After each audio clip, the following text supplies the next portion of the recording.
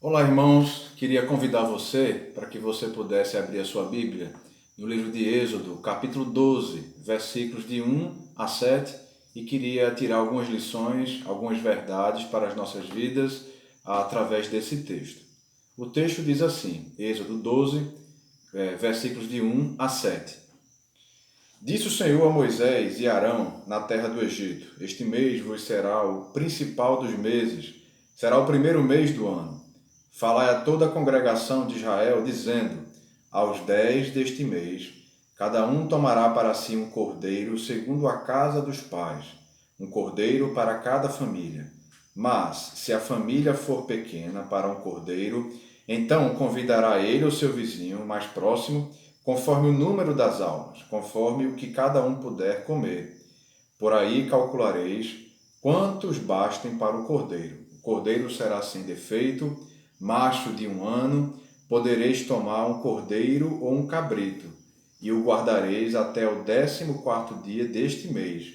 E todo o ajuntamento da congregação de Israel o imolará no crepúsculo da tarde. Tomarão do sangue e o porão em ambas as ombreiras e na verga da porta, nas casas em que o comerem. Aqui observamos a nação de Israel em uma situação de dificuldade, em uma situação de grande problema. Mas qual era a dificuldade, qual era o problema aqui da nação de Israel? Em um primeiro momento, podemos pensar que o problema do povo aqui, de Israel, seria a escravidão em que eles estavam, que eles se encontravam no Egito. Israel passou aproximadamente 430 anos escravo no Egito. Então, esse poderia ser o grande problema da nação. Bom, uma leitura mais desavisada, nós podemos até pensar isso, que o maior problema aqui era a escravidão no Egito. Mas o maior problema da nação de Israel aqui não era a escravidão do Egito, mas era a escravidão da morte. Mas era a escravidão do pecado que gera a morte. Por que esse era o maior problema de Israel? Porque esse é o maior problema da humanidade. O maior problema da humanidade não é a situação política do mundo, esquerda, direita, centro. Não, esse não é o maior problema do mundo. O maior problema do mundo, levando em conta o que temos vivido, não é o coronavírus, não é saúde. Mas o maior problema do mundo é um vírus mortal, não que mata meramente o corpo, mas que mata e pode levar à condenação eterna à alma. E esse vírus chama-se o pecado. Esse é o maior problema da humanidade. Esse foi o maior problema da nação de Israel.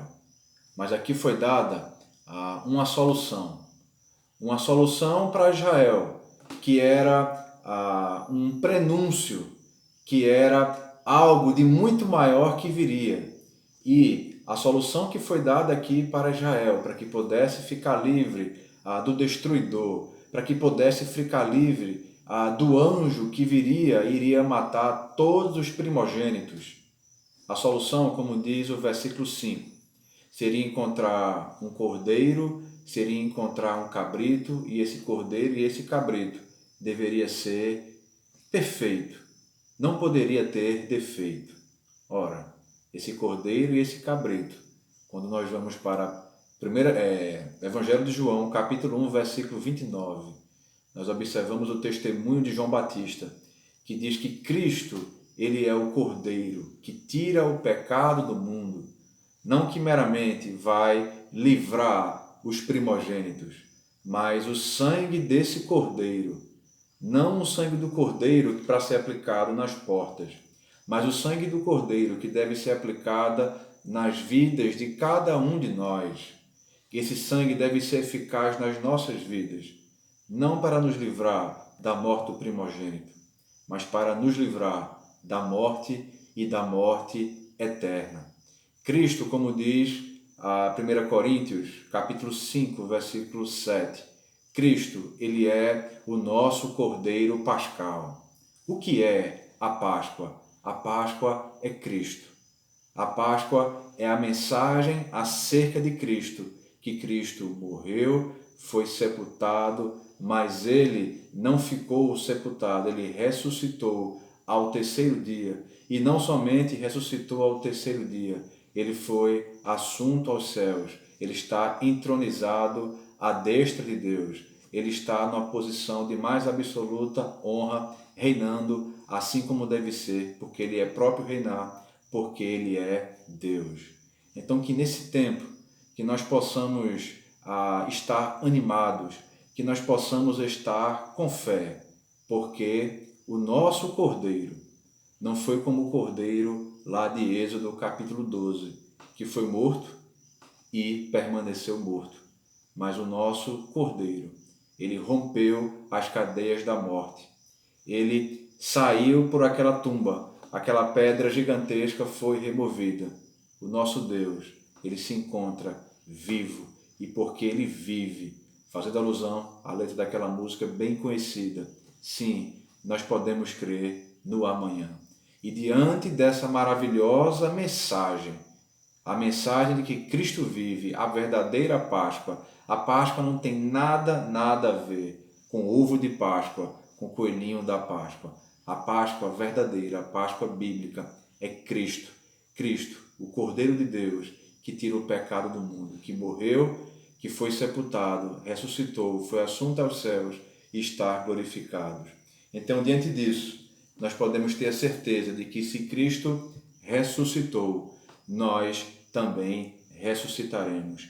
Se Cristo não ressuscitasse, a nossa fé seria vã. Se Cristo não ressuscitasse, não haveria motivo para estar gravando esse vídeo aqui. Se Cristo não ressuscitasse, a Igreja Batista Central de Tracunhaém, ela nem sequer existiria. Se Cristo não ressuscitasse, o que seria de nós? Que esperança teríamos? Mas Cristo ressuscitou e nós temos a certeza de que Ele é a primícia daqueles que irão ressuscitar um dia, porque Cristo venceu a morte.